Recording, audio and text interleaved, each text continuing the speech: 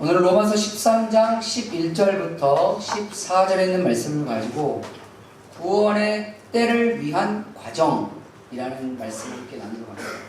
따라서 해볼까요? 하나님은 우리의 삶의 과정을 보신다.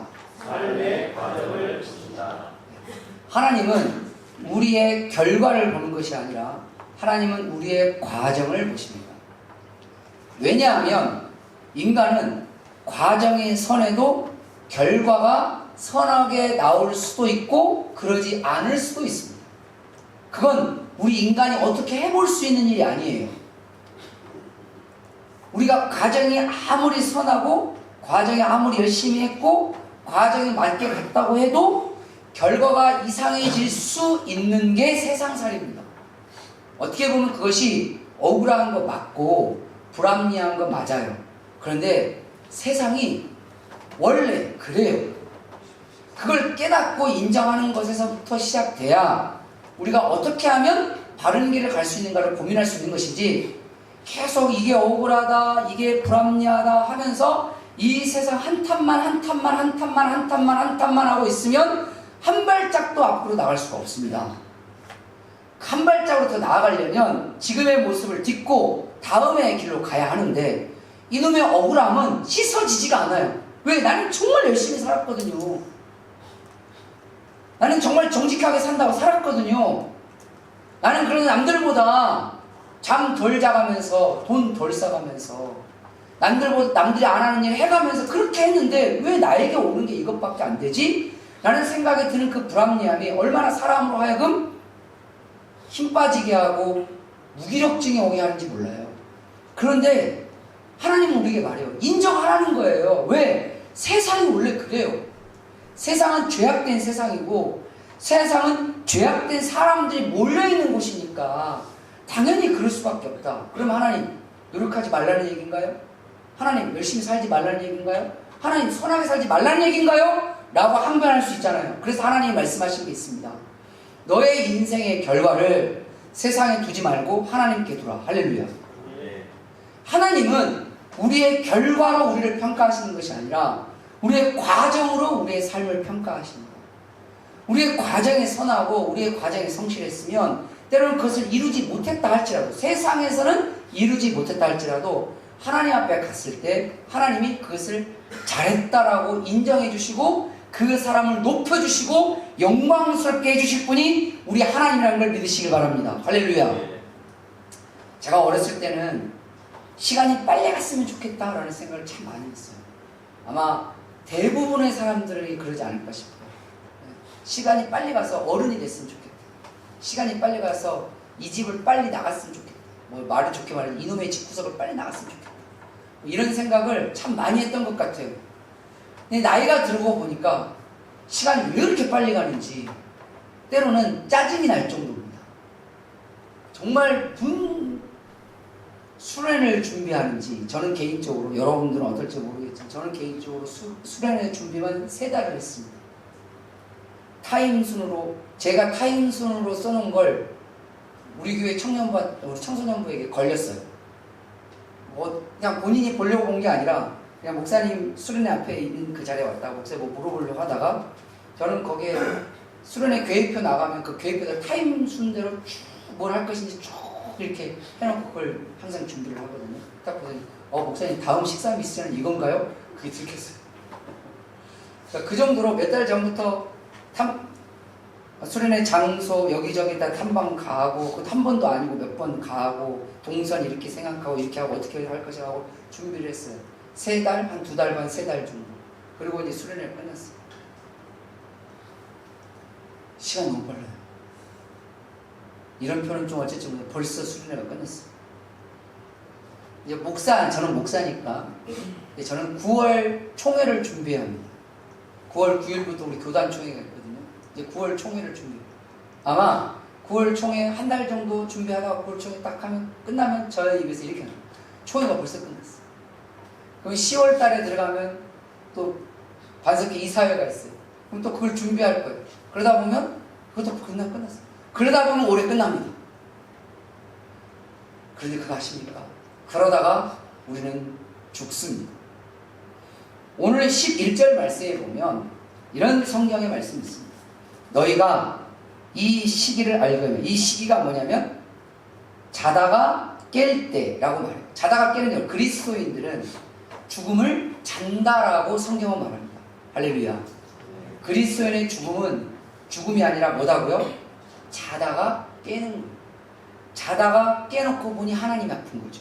그래서 자다가 깰 때가 가까이 오고 있다. 벌써 되었으니, 벌써래요. 벌써. 제가 새벽기도 때 차량을 이렇게 하면 우리 교회 어르신들 이렇게 모시고 근데 어르신들 가끔 뒤에서 이렇게 서로 옛날 얘기를 하세요.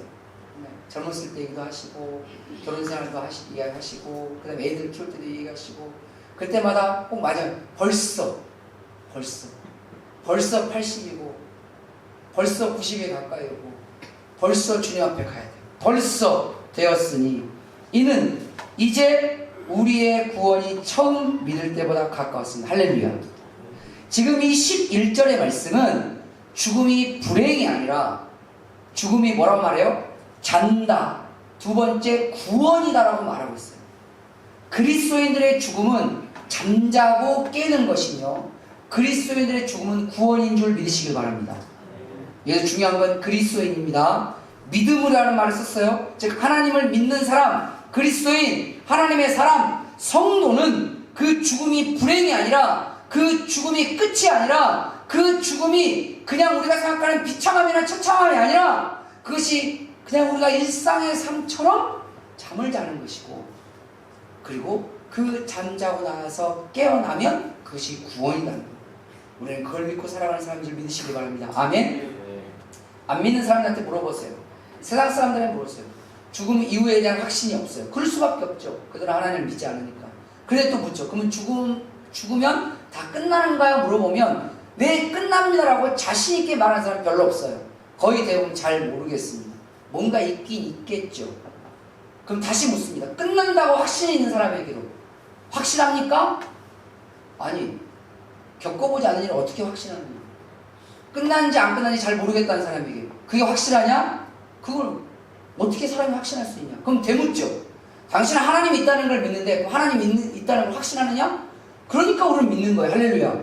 사람은 믿음으로 사는 것이지 확신으로 사는 게 아니에요. 왜? 우리가 오늘 확신한다고 해서 내일 되는 게 아닌 게 인생입니다. 그걸 인정하는 것이 겸손한 사람이에요. 사람이 왜 교만해지냐면 미래에 대한 확신이 진짜인 줄 알고 살아가는 사람이에요. 그럼 우리 겸손하게 믿음을 가지고 살아갈 때 그 믿음의 끝이 우리의 하나님을 통해서 이루어지게 하는 것이 바로 믿음의 역사라는 것을 성경에서 우리에게 이야기해주고 있는 것입니다. 중요한 것은 그 마지막의 모습조차도 하나님께서 우리의 삶의 과정에 쌓아져 있는 걸 가지고 결정하신다는 거예요. 하나님이 있냐 없냐의 문제를 떠나서 우리의 삶의 과정이 아름다울 때 그의 삶을 하나님께서 더 귀한 영광으로 주님 나라에서 채워지는 것이 주님의 약속이라는 것을 믿으시길 바랍니다. 오늘 그래서 성경은 우리에게 말해요. 우리가 인정하든 인정하지 않든 부정하든 사람이 어쩌든 간에 그건 전혀 중요치 않아요. 우리는 그냥 나이가 들 거예요. 내가 부정하느냐 어쩌든 인정하느냐 이건 전혀 중요치 않다니까요. 우리는 그냥 죽을 거예요. 그때가 가까이 올 거예요. 내가 떠나기 싫어도 이 세상을 떠나야 될 거예요. 우리가 아무리 바람을 쓴다고 해도 우리는 이 세상의 삶을 정리해야 될 거예요. 그건 확실하잖아요. 그 마지막의 삶이 진짜 귀하고 진짜 즐거운 하나님 안에서의 영광이 되려면 우리의 삶의 과정이 하나님 앞에 쌓여져 가야 된다는 사실입니다. 세상 사람들은 돈이 많이 쌓인 사람들을 인정해주고 또는 세상 사람들은 권력이 많은 사람들을 인정해주고 그 외에는 그냥 그렇죠. 그래서 사람들은 돈 많은 것을 잘 쌓았다. 그게 잘 싼 것이 돈 많은 것, 그건 돈이 많은 거지 잘 싼 게 아니에요. 그래서 사람들은 돈 많은 게 잘 살았다. 큰 집에 사는 것을 큰 집에 산다고 말 안 하고 좋은 집에 산다. 비싼 차를 타는 것을 비싼 차를 산다고 말하는 것이 아니고 좋은 차를 탄다. 왜 그럴까요? 사람들은 돈의 결과를 맞추고 있기 때문에 그래요. 또 어떤 권력이나 높은 자리, 권세를 얻으면 참 그 사람은 잘 살았다 라고 말을 해요. 근데 그건 권력이 있는 거지 잘 산 게 아니에요. 여러분 권력 있다고 해서 잘 삽니까? 아니잖아요. 그럼 진짜 누가 잘 산 사람일까요? 누구에게 인정받는 사람이, 누구로부터 좋은 평가를 받는 사람이, 누구로부터 그의 삶을 말 그대로 부정당하지 않는 사람이 진짜 잘 산 사람일까요? 하나님으로부터 세상을 창조하시고 구원하시는 그 하나님으로부터 인정받고 그 하나님께서 바라보실 때 영광스러운 사람이 잘 사는 사람인 줄 믿으시길 바랍니다. 그것이 우리가 믿는 믿음이에요. 그래서 우리가 하나님 앞에 구원받을 그때 하나님께서 우리의 삶의 과정을 보시고 우리의 삶을 향해서 잘했다고 하실 거예요. 잘 살았다고 할 거예요. 누군가는 그럴 수 있어요. 이상하죠. 저 사람은 내가 봤을 때 그냥 평범하게 산 것 같은데 저가 믿는 하나님은 잘 살았다고 말하네?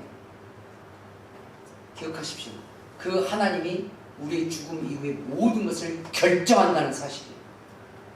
우리는 살아있어도 내 인생을 결정을 못 짓는데 죽어서도 내 인생을 결정짓는다고요? 말도 안 되는 교만한 소리예요. 죽어서 인생을 결정지을 수 있을 거면 살아있을 때 인생 좀 결정지어보세요. 얼마나 그게 교만한 말이에요. 우리의 인생의 결정은 하나님이 지으십니다. 하나님께서 역사하시고 하나님이 만드시고 바꾸시고 믿으시고 온전케 하십니다. 하나님 부정하겠다고요? 예, 부정할 사람들은 부정하세요. 부정해도 본인이 본인 인생 결정을 못 짓습니다. 이걸 아는 게 겸손이에요.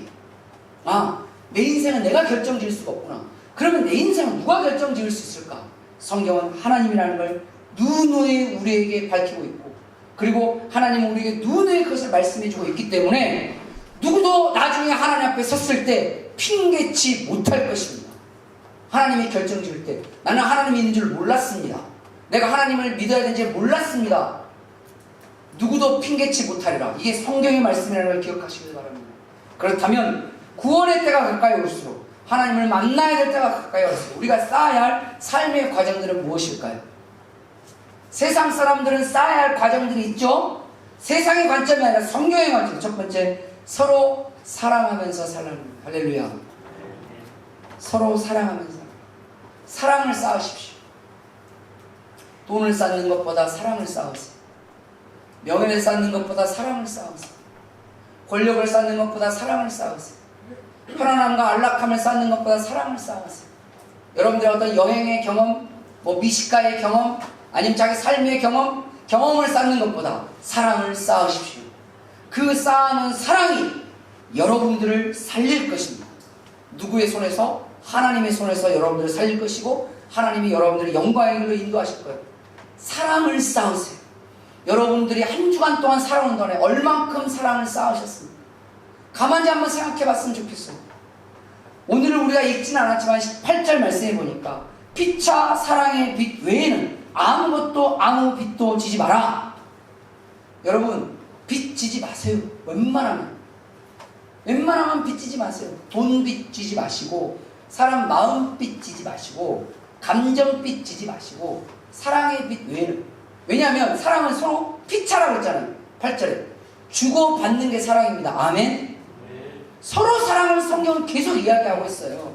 즉 내가 그를 사랑하고 그가 나를 사랑하는 것도 받고, 그러니까 사랑도 받고 사랑도 주는 이 삶의 모습이 나중에 하나님 앞에 쌓인다는 거예요.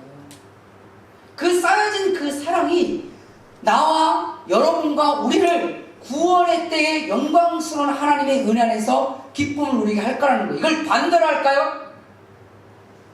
내가 쌓아놓은 사랑이 없으면, 나중에 구원의 때 어떻게 될까요? 기억하셔야 합니다. 구원을 못 받을 수도 있어요.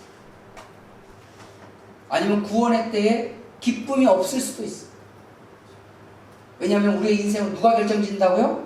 하나님이 결정짓습니다. 근데 그 하나님이 결정지으시기에 우리가 누누이 우리에게 이야기합니다. 그때는 곧 가까이 올 텐데, 벌써 온다라는 말을 너희들 입에서 나올 텐데, 그때 너희가 사랑을 쌓아놓은 게 있느냐?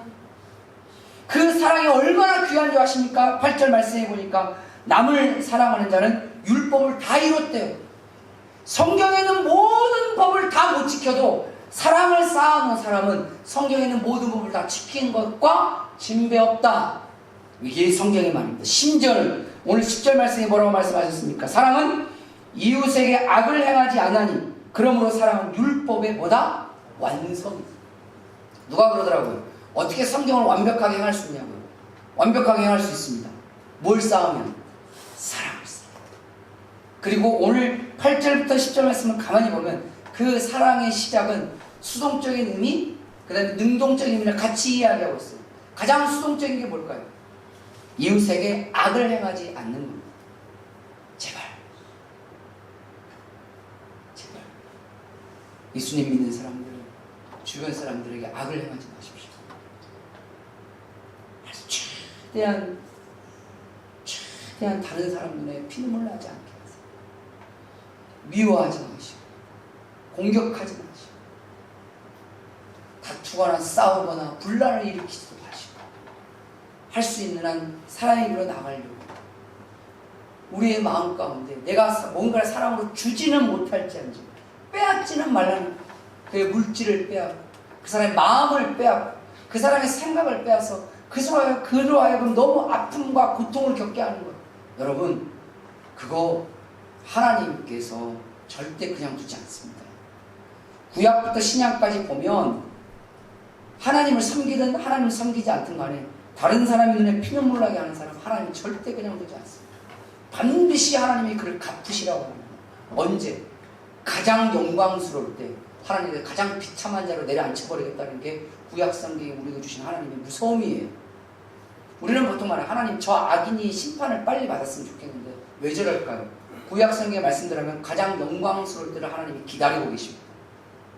왜? 다른 사람 눈에 피눈물 나게 하는 사람은 절대 하나님 그냥 두지 않는다. 그러니 너희가 피해를 받았느냐? 그거 마음에 안고 살면 네가 고통이잖아. 그러니까 그거 나한테 그냥 올려버리고 너는 잊고 살아. 대신 내가 반드시 저를 내가 심판하리라. 그래서 성경은 말합니다. 다른 사람들의 악을 행하지 마라. 도리어 한 번 더 사랑해주고 한 번 더 용서해주고 한 번 더 이해해주고 구원의 때가 가까이 오면 올수록 우리의 삶의 과정에서 서로 사랑하면서 사는 이 과정들 하나하나 누군가는 말로 사랑을 표현할 거예요. 누군가는 행함으로 사랑을 표현할 거예요. 누군가는 알게 모르게 사랑을 줄 수도 있습니다. 사람들이 모를 수도 있어요. 그 사람의 배려를 우리가 모를 수도 있어요. 괜찮아요. 하나님은 그걸 기억하실 거니까.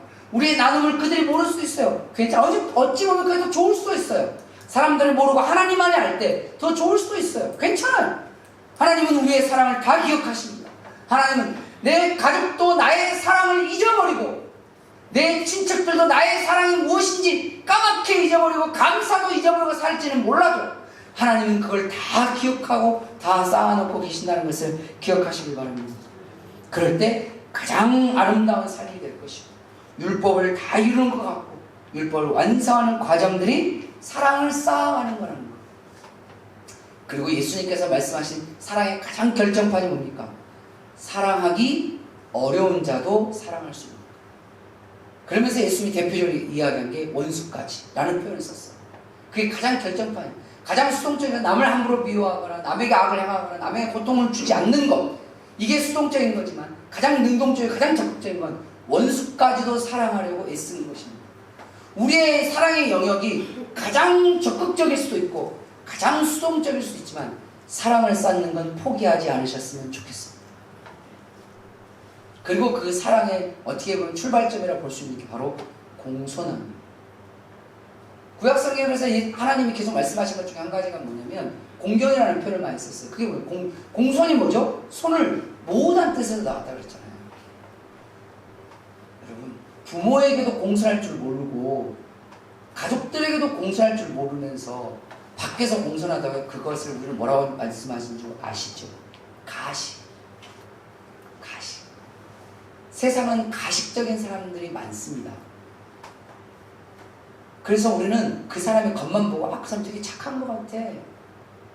그 사람 되게 친절한 것 같아. 그 사람 참 좋은 사람인 것 같아. 그럴 때 그들의 가족들이 쓰는 말이 있습니다. 네가 한번 살아봐. 네가 한번 살아봐. 예전에 어느 분하고 이렇게 대화를 하는데 어떤 분에서 그 누구누구 그 권사님인데 권사님 딸이 참 예쁘고 애가 참 착하던데 우리 며느리 삼았으면 좋겠다고. 그 권사님 뭐라고 말씀하는지 아세요? 데리고 가보세요. 데리고 살아보세요. 거기에 모든 걸 말합니다. 복음이든 사랑이든 가장 가까운 곳에서 출발합니다. 예루살렘과 온 유대와 사마리아와 땅끝까지 복음과 사랑은 확장성이에요. 이 말이 무엇을 말합니까? 여러분 가장 가까운 이웃은 누구다?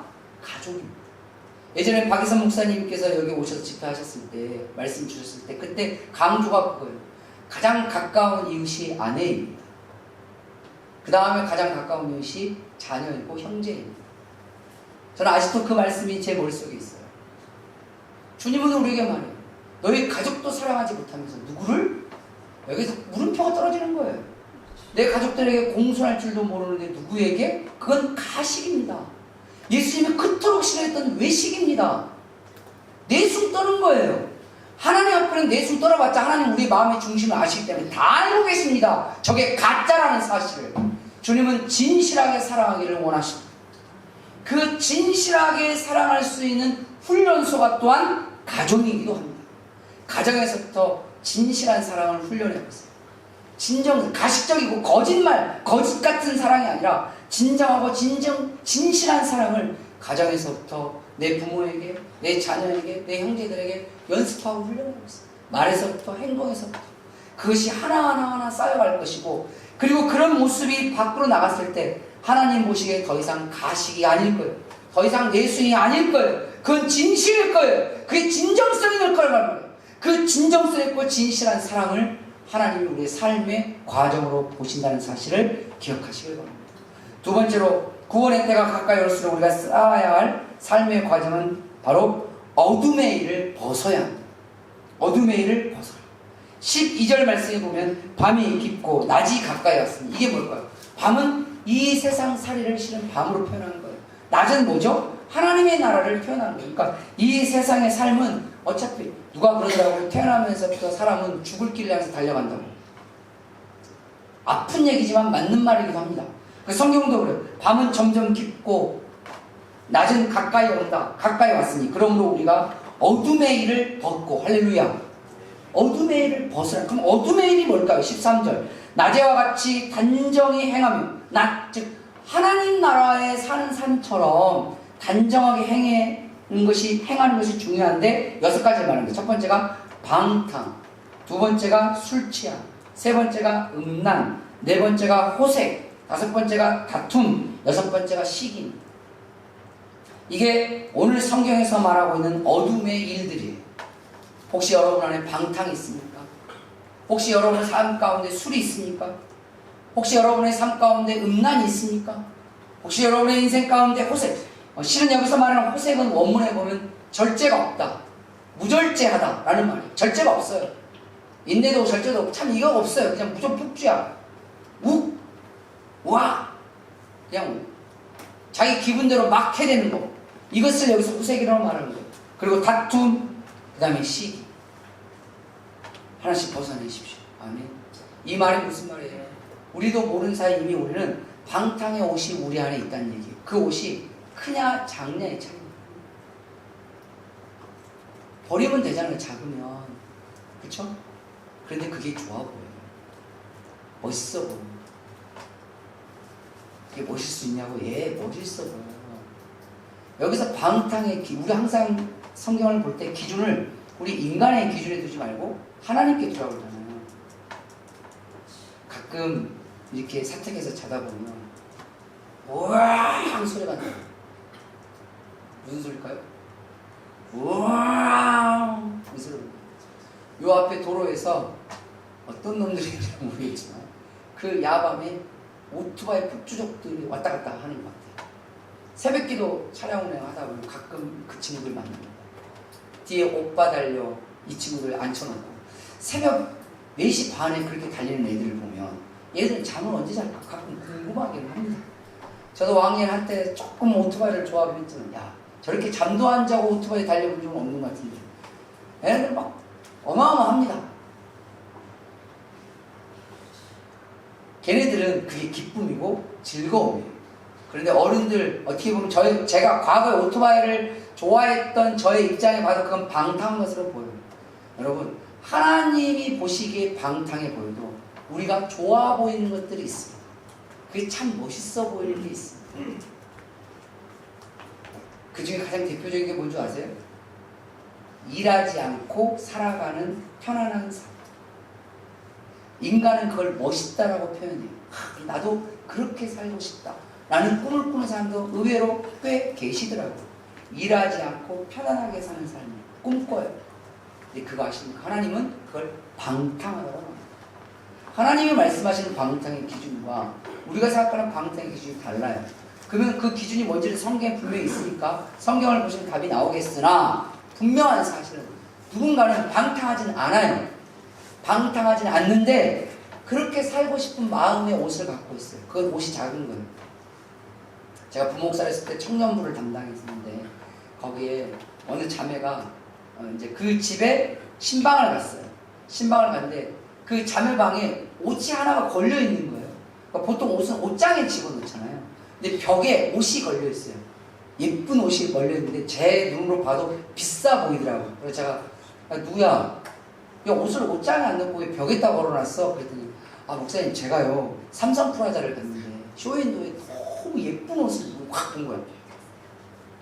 너무 예뻐. 그래서 그 비싼 돈을 주고 샀어요. 삼성프라자 쇼윈도에 걸려있을 정도는 굉장히 비쌉니다. 사입을 마음도 없지만 굉장히 비싼 옷입니다. 그런 돈이면 뭐 하겠다라고 여러분들이 하시겠지만 어쨌든 굉장히 비싼 옷입니다. 그걸 샀어요. 근데 자기한테 안 맞는 옷을 샀어요. 제가 물었어요. 야, 입어보지도 않고 샀어? 아니요. 살 빼서 입으려고요. 여성분들은 이해를 하시는 것 같아요. 이해하는 눈빛을 저에게 보내시면 안 됩니다. 이해를 못하겠다는 눈빛을 보내시면 안 돼요. 살 빼면 입으려고 자기보다 치수 아래 걸 산 거 일부러 사가지고 벽에다가 걸어놓고 다이어트 욕구를 일으키기 위해서 내가 저 옷을 입기 위해서 살을 빼리라. 그 자매가 그 옷을 입었을까요? 못 입었을까요? 자, 다수결로 가봅시다. 입었을 것 같다. 손. 왜 이렇게 부정적이세요? 못 입었을 것 같다. 손.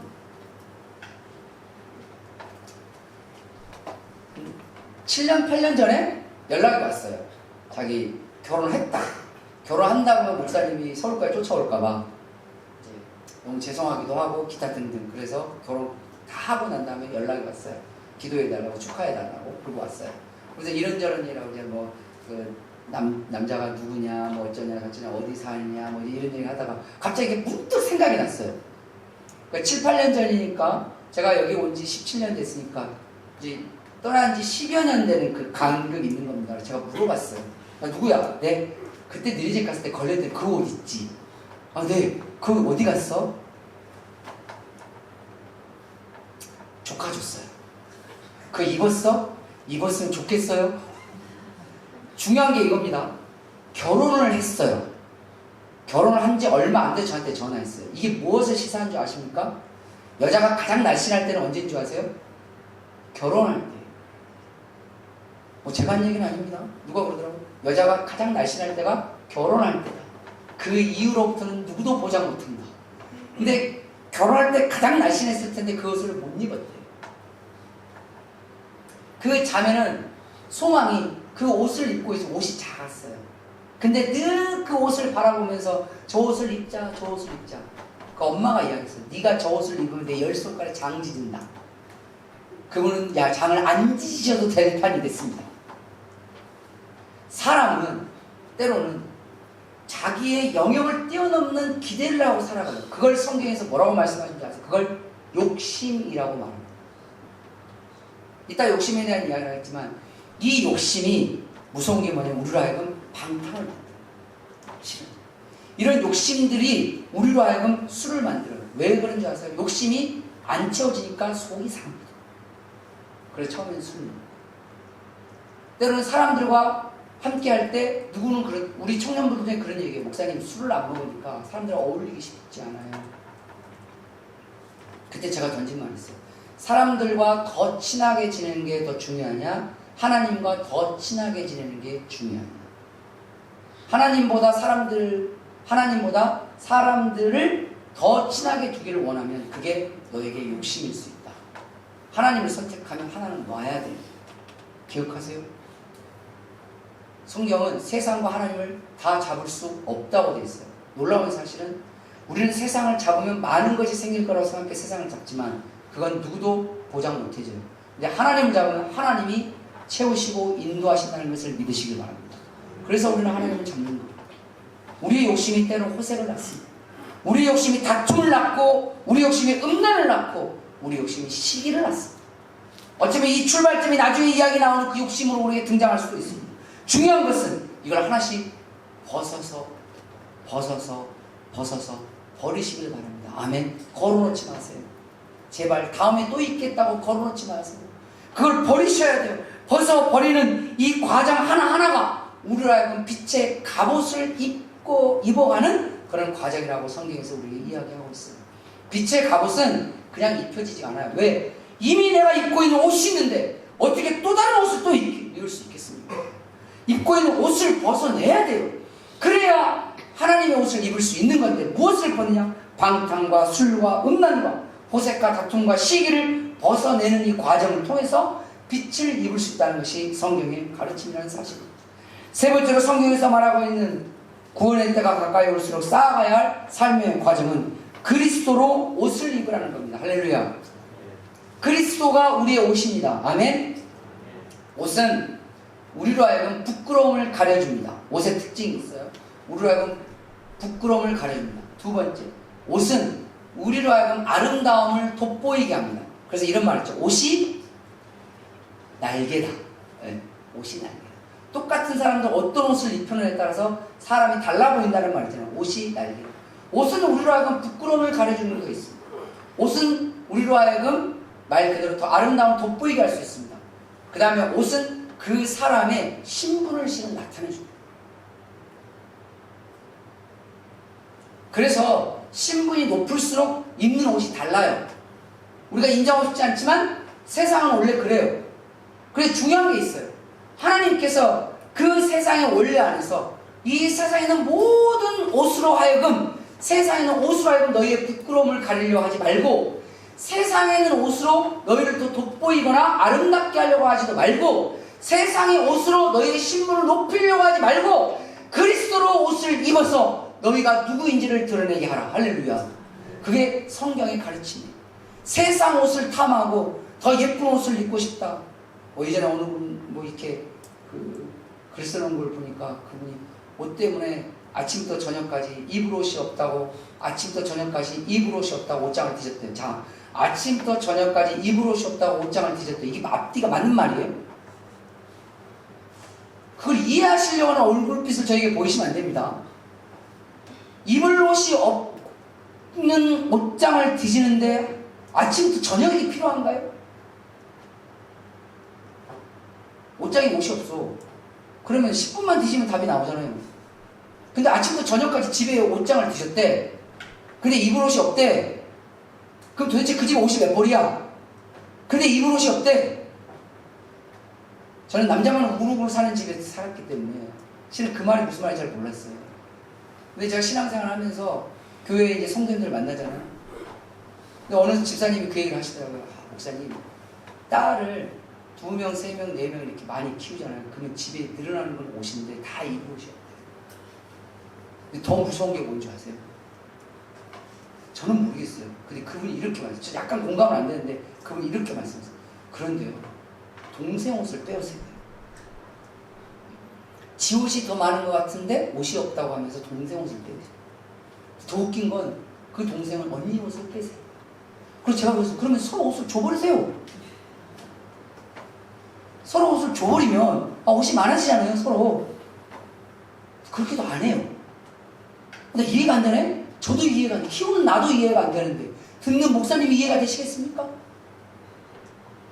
우리는 어찌 보면 나를 돋보이려고 하는 옷, 나의 부끄러움을 가리려고 하는 옷, 나의 신분을 높이려고 하는 그런 옷은 많아도 부족하게 느껴지지만 그리스도로 옷을 입은 사람은 적게 입어도 풍족하게 느껴진다는 것을 기억하시기 바랍니다. 하나님은 우리에게 삶이 좀 더 풍족하고 풍요롭고 충만하기를 원합니다. 근데 그것이 세상이 아니라 주님으로 그렇게 하기를 원해요. 그래서 그리스도로 옷을 입으라는 건데, 그리스도로 옷을 입는다는 게 뭘까요? 다른 게 아니죠. 그리스도로 옷을 입었다는 얘기는 내가 뭔가를 입으면 그것이 보여지는 거잖아요. 성경은 그리스도로 옷을 입으라는 말을 그리스도를 닮아라는 말로 성경은 우리에게 이해하고 있어요. 예수님의 모습, 예수님의 말, 예수님의 행동, 예수님의 삶으로 내 삶이 바뀌어가는 거예요. 그것이 그리스도로 옷을 입는 거예요. 그러면 그냥 그리스도처럼 되라, 예수님처럼 되라 하면 되는 걸 왜 예수님으로 옷을 입어라라고 말했을까요? 실은 본질은 안 바뀌어요. 성경이 말하는 냉정한 평가는 뭐냐면 우리의 본질은 잘 안 바뀌어요. 저나 여러분의 속사람은 잘 안 바뀐단 말이에요. 그런데 예수님으로 옷을, 즉 예수님을 닮아가다 보면 우리가 어느 순간 보면 우리는 그런 모습처럼 사람들 앞에 하나님 앞에 보여질 수 있다. 그러니 세상의 어두움을 벗어버리고 그리스도, 즉 예수님을 닮아가고 예수님의 말을 닮아가고 흉내를 내는 거죠. 아이들이 부모님을 정말 좋아하는 아이들의 공통점이 뭔지 아세요? 부모님을 좋아하는 아이들의 공통점. 그 부모님처럼 되고 싶어요. 다른 거 없어요. 아빠처럼 되고 싶고 엄마처럼 되고 싶어요. 근데 부모님 별로 안 좋아하죠. 그러면 엄마 싫어. 엄마처럼 되기 싫어. 아빠 꼴도 보기 싫어. 그건 당연하지 않겠어요? 다른 거 없어요. 우리가 예수님 앞에 정말 좋은 모습은 예수님처럼 되는 거예요. 예수님 하셨던 말들, 예수님 하셨던 행동들, 예수님께서 이렇게 했던 그 하나하나들, 그런 것들, 그것이 우리가 예수님을 사랑하고 좋아하는 모습을 그대로 비춰진다는 거죠. 그런데 그렇게 예수님 닮아가다 보면 우리가 어느 순간 하나님의 나라에 이르렀을 때 그날이 가장 즐거운 영광의 날이 될 줄 믿습니다. 마지막으로 네 번째가 바로 정욕을 위해 살지 말라는 겁니다. 14절 말씀에 보면 오직 주 예수 그리스도를 옷 입고 정욕을 위하여 육신의 일을 도모하지 말라. 성경에서 말하는 정욕은 자신을 위한 욕심이에요. 나만을 위한, 즉 자신을 위한 욕심, 자신만을 위한 이기심이 성경에서 말하는 정욕인데, 이 말은 결국은 자신을 위한 욕심도 자신만을 위한 이기심도 버려가는 이 과정이 하나님께서 가장 기뻐하시는 삶의 과정이다 라고 성경은 우리에게 이야기합니다. 왜 그럴까요? 그것은 다른 게 아닙니다. 하나님은 공동체의 가치를 두십니다. 수련회 때도 제가 말씀드렸죠. 하나님은 절대 개인의 가치를 두지 않습니다. 기억하셔야 돼요. 개인의 하나님의 가치를 두는 것이 아니라 공동체의 가치를 둬요. 놀라운 사실은 공동체를 위해서 정욕을 버리는 사람은 나도 가치 있게 되고 공동체도 가치 있게 돼요. 그래서 함께 가치 있는 삶을 만들어가는 것이 하나님이 원하는 진정한 가치 있는 인생이 되는 거예요. 그런데 이 반대가 뭐냐? 바로 정욕이에요. 왜죠? 여러분 가정에서 자신만을 위해서 이기심을 갖고 있는 사람이 있다고 쳐보세요. 여러분 집이 평안하실 수 있을 것 같으십니까? 맨날 자기 욕심만 부려. 뭐 아버지 어머니 마음도 없어. 나만 편하면 돼. 내 기분만 좋으면 돼.